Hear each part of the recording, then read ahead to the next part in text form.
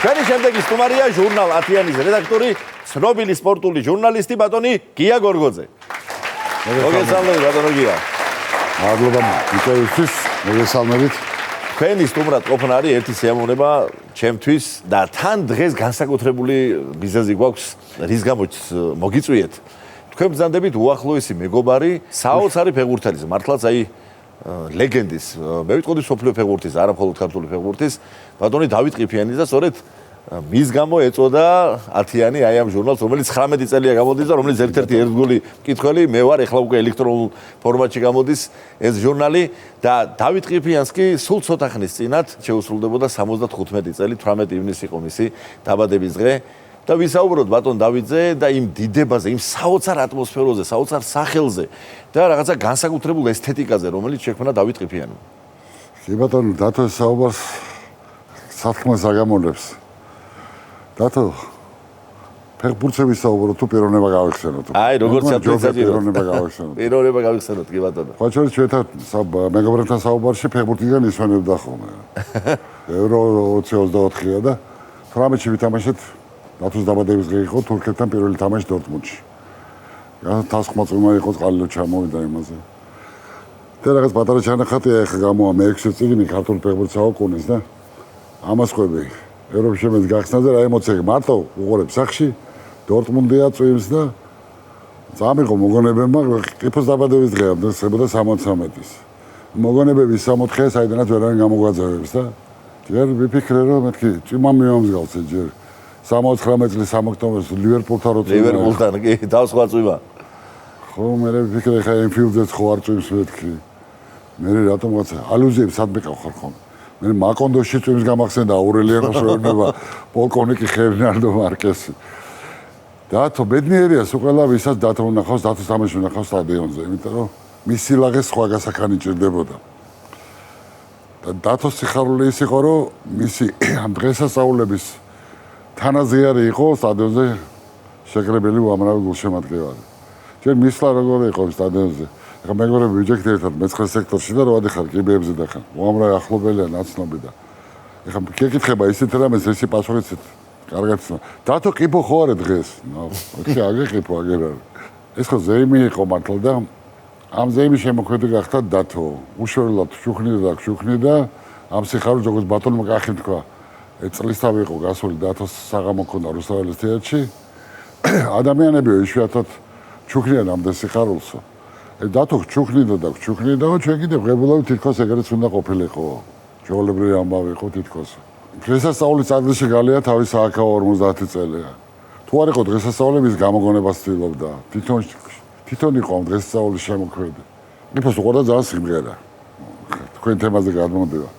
რო გითხარ რომ ხა თვალ ბოჩელი იყო არა მაგრამ სიმღერა უყურდა ძალიან და ბედნიერი იყო იმით რომ მისი ყველა ახლო მეგობარი ჩემი გამონაკლისით ყველა მაგრად ღეროდა შენ უამრავს ის რომ მათგან. კი ბატონო. ამოჩენილი ხონდა ერთი თვითონ იმას აყობოდა ხოლმე და თან მეგობრების დახმარებითაც იმაში გამეცადნენ და კარგად ღეროდა ეს ქალაქური სიმღერაც სევდიანი წვიმს სევდა ჩაივლის. ხო და ეს ამაკვია და ზუსტად ის უყურებდი ამ დორტმუნდის სტადიონზე წვიმას და გახსნას. და ჩემთვის ვეკითხებოდი ჩაივლის როდესმე უყიფიანობის სევდა.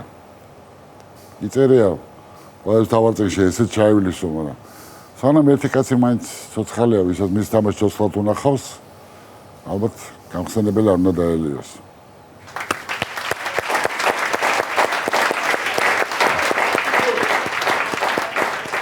დათოზე მოგოლოს ვაპირებდი პარიზშიც. ამას წინათ გახდით ძალიან საინტერესო მიზეზით. წიგნი გამოვიდა ქართული ფეხბურთის ისტორია, პირველად გამოვიდა ეს. უცხოენაზე საზოგადოება დაიბეჭდა და ამ წიგნის პრეზენტაცია შედგა ჯერ ლონდონში, ის იყო მარტის 14-ში და შემდეგ უკვე აპრილის 17-20 იყო საქართველოს პირველად გახდა მიწვეული საპატიო სტუმრის რანგში, პარიზში, გრან-პალეში, გრან-პალეს სასახლის წიგნის სოფლიო გამოფენაზე. და იქ ქონდა პატივი წარმედგინა ეს წიგნი, ჩვენი თარჯიმანი მყავდა, რომელიც ფრანგული კარგად იცოდა ქალბატონი. ბელა ხაბეშვილი უნივერსიტეტში ფრანგული ენის კათედრა მიყავს და ველოდები კითხავს ხა მოუხები ხა თან უკან მიდის აი კადრები მიდის. ყველასია იქ ბორე პაიზან დაწყებული, ვინც არის მართლა ყველაზე დიდი ფიგურა ქართული ფეხბურთის. ნუ მათ შორის ყიფოს ცოტა მეტად შევშერდი. მაგრამ კითხვები, ბევრი კითხვები, ყველა კითხვა ყარაზე იყო, რომ რა თქმა უნდა. არაში გასაკვირი არ არის, ხო? არა შევხვდი მანამდე. ხო რომ მოსულიყო, მაგრამ ყარა თავის თავს არ ეკუთვნის და ყარა მეთქე მე ვეცდები თუ გამომიშვავდი და მეორე დღეს თამაში ქონდა და ანუ ჯახს არ მოვლენა, მაგრამ ყარას ველოდებოდა მოვიდა მაკრონი და გამი ჩაშალა ის გამოფენა, იმიტომ რომ გარეთ 30,000 კაცი დახვდა პალესტინის და ირანის დროშებით და ნუ გადაკეტილი იყო თელევიზიის მინდვრები. ჩესვერი ლაშტაბუკაში ქონდა პრეზენტაცია და ეხლა ეს ორი კაცი ტოლები ნელ-ნელა მივდივართ. ვინ მიგიშვა ელისეის მონდრად? მანქანამ ჩამოხდა კონკორდე და იქიდან წარმოედგინე რამდენი არის ფეხით. მაკრონის მოსვლას ნამდვილად მეშინო რა გამოჩენილი.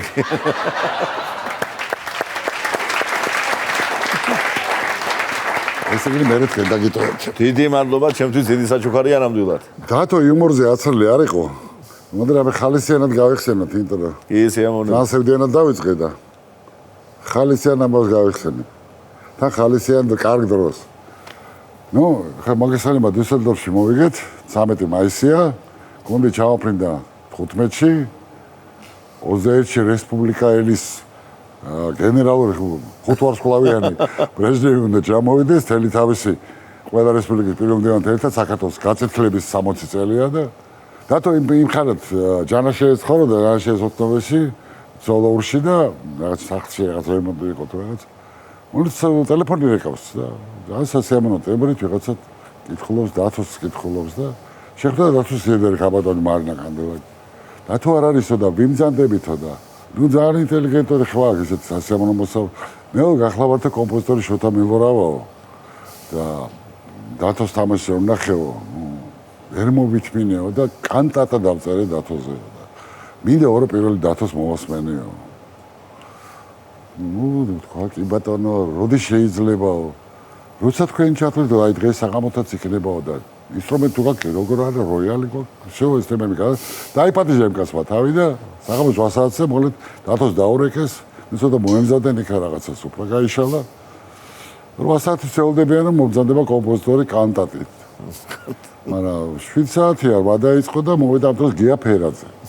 ეხლა გია ფერაძე ის საყვარელი კაცია ძალიან დაცვას უყვარდა და მეგობრობდნენ ბავშვებიდან, მაგრამ გია ცუდი მოწმეა ეხლა კანტატის პრემიერაზე და ვერ არის ხა მეორე დღეს თბილისში გაიგებს და ნუ კიდე კაი დიდი ბინა იყო და იქით ლოჯიასკენ გაამწეს ეს იქ მოართეს ხაჭაპური ავადალია კონეზე ვარ თქვა მეორე მოქმედებაში შევდივარ უნდა გავიქცე მალე ეს კი გაუხარდათ და ნუ 100 წუთი ბუკლია და გია ხალხო წავედი ეხლა მანამდე მოყვა თბილისში როგორ აღნიშნეს ეს გამარჯვება იხუმრა ყიფოც გააცინა განსაკუთრებით მაშინ გაეცინა ყიფოს უთქვა რომ 8 საათამდე უნდა წავიდე აუცილებლად შევდივარ და უკენ მოიშოგულზე ხო და ყიფო ბედნიერად გააცილა კარებამდე და უცა ბეონება რომ უი სუდამოვის დაგას რომ მოდიოდიო სასურა საქართველოსთან ვერლები იდგენ და აი თუკია ხო იცი მილორავაოს მამის იყო შოთა მილორავა არის კომპოზიტორი და რო გაიგო რომ შენთან მოდიოდიო მითხეო რომ ძალიან გითხო დათოს გადაეციო ფინალის გადაკეთება მინდაო დღეს ვერ მოვალო და დღეში ყიფო ხა იმ წუთში მიხვდა მაგრამ მე ჩაასრო კიბეზე ბრაგაბროგი კიბეზე სადა გამოდევნება მაგრამ კუთხის დოდოს ძეგლი რო არის აბაშიძის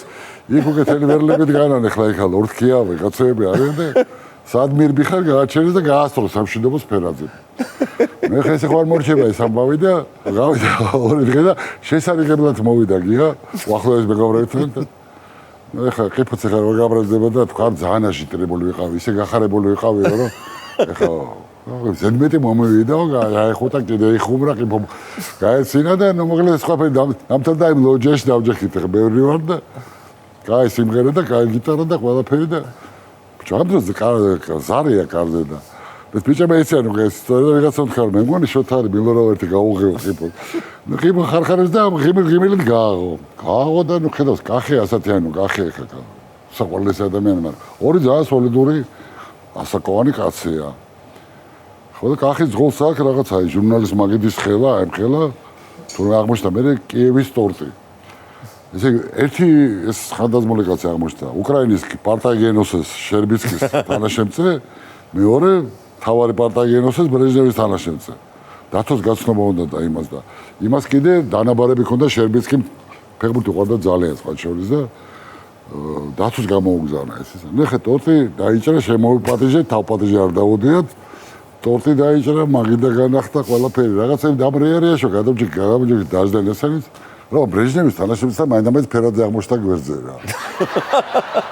ოი ძალიან სოლიდურად იქცეოდა თავიდან, მაგრამ მე ღიმილი შეეპარა, მე იცინა და მე ბოლოს ისე იხარხარა, ნუ ძრის მოაბრუნე წყალი მეაწოდეს. ასო რა უქნებოდა ფერადის ხელში ამოვიდოდა და ფერადი გონება გახარებული რომ ეხლა რამდენიმე კაც მოგმართა, ვისაც თვლიდა რომ ამაში გამოდგებოდით.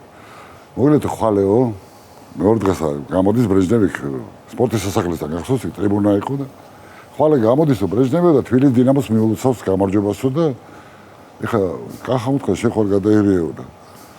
ეს მიხვდა რომ ამაზეა საუბარი თანაშემწე. Пишите, ребята, только не больше одного абзаца. Покороче. ასე გავხდით ბრეჟნევის სპიჩრაიტერები. ანუ თქვენ დაუწერეთ ეგ ნაწილი. მე კი დავუწერეთ, მაგრამ ცოტა შეცვალა ეგ ბრეჟნევმა და საბოლოოდ აგერ არის, ასე თქვა, თქვენი ვერსია, აგერ ფაქტი აგერ არის. გაზეთი კომუნისტი, ციტატა გაზეთი კომუნისტი და რა თქვა გენსეკმა ჩვენი მიწოდებით რა ვთქვა. ნამდვილი საზეიმო განწყობა მაშინ იქმნება, როცა საქმე კარგად მიდის, ეს კი ყველამ დავინახეთ და ვიგრძენით საქართველოში. არც თბილისის დინამოელებმა გვიმტყუნეს, მოიპოვეს ევროპული ფეხბურთის საპატიო პრიზი, ტყუილად როდი ვქომაგობდით მათ ყველანი ერთად. აი როგორ ხომაგობდა ბრეჟნევი. მე მგონი დაგტარსა მაგრამ. კეთილ იმის მერე ვეღარაფერი მოვიდა. 45 წელების მერე არაფერი მოვიდა დინამოს რა. ხერ ყოველ შემთხვევაში კეთილი გულით დავუწერეთ ფაქტია. მენფიკასო დაემართა გუთმანის ხევლა. ამას არ დაუწყებია, თამამ პერიქით მოგვილოცა, მაგრამ რაღაცა თარსად მოგვილოცა. შედეგი ეს გამოვიდა.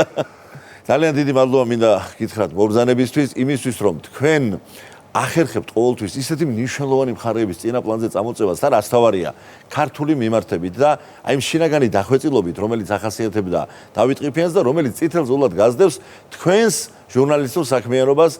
მე როგორც თქვენი წიგნების ერთგული მკითხველი, შემთხვევით ძალიან დიდი საჩუქარია და უღრმესი მადლობა ამისთვის.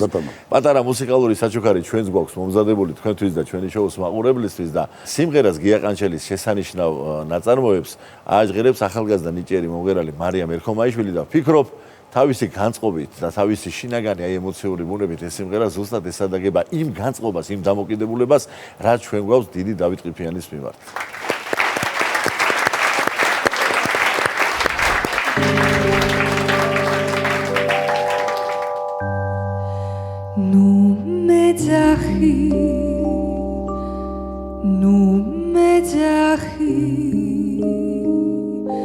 მე მაინც მოვა მე ნადრება გაზაფხულზე იებისთოვა ჩემს ღიმილს ჩემს ტკივილს ჩემს რემლებს მე კარში ვფანტავ და ვეძებ სხვა გზას